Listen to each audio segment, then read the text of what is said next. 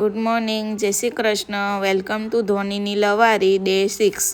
તો સવાર પડી ગઈ છે અને ધ્વનિબેન ઉઠવાનું કામ ચાલુ થઈ ગયું છે. અને જો ધ્વનિબેન ઉઠીને નાવા બેસી ગયા છે. નાહી ધોઈને બેન નાસ્તો પણ કરી લીધો છે. અજય પણ ઓફિસ જવા માટે નીકળી ગયા છે અને ધ્વનિબેન બાય બાય જય શ્રી કૃષ્ણ કહી દીધું છે. અને જો બપોર થઈ ગઈ છે અને અજય લંચ માટે ઘરે આવ્યા છે અને ધ્વનિબેનના નાટક ચાલુ થઈ ગયા. ધ્વનિબેન સૂઈ ગયા હતા અજય ગયા ત્યારે, તો ઉઠીને કહે છે પપ્પા મારી બાજુમાં સૂતા હતા તો ક્યાં જતા રહ્યા. એટલે ધ્વનિબેન રડી રહ્યા છે અત્યારે. મામાને ઘરે જવાનું છે. ઓકે. ચશ્મા કેમ પહેર્યા છે તે? તો ધ્વનિબેન તૈયાર થઈ ગયા છે મામાજીના ઘરે જવા માટે. તો ચાલો હવે જઈએ મામાજીના ઘરે. હવે હું મામાના ઘરે જાઉં છું.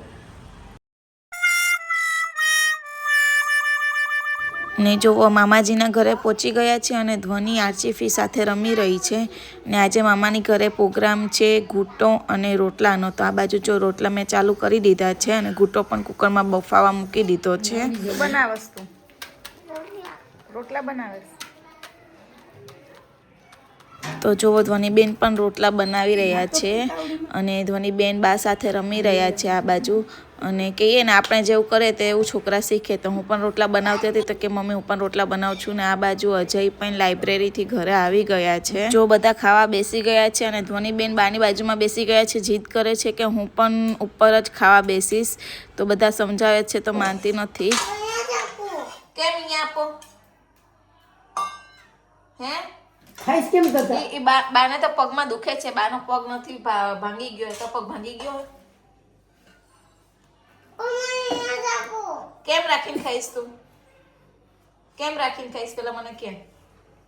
ફાઇનલી ધ્વનિબેન ખાવા બેસી ગયા છે. ઘૂંટો, રોટલો, મૂળો અને ચટણી. તો ચાલો બધા ખાવા માટે. જો મામાના ઘરેથી ઘરે તો આવી ગયા પણ આખા ઘરમાં પાણી પાણી થઈ ગયું હતું. મગજ કામ કરવાનો બંધ થઈ ગયો હતો કેમ કે બેડની નીચે, કબાટની નીચે બધે જ પાણી પાણી થઈ ગયું હતું. હવે આ પાણી કેવી રીતે કાઢશું, શું કરશું, મગજ જ કામ નહોતો કરતો.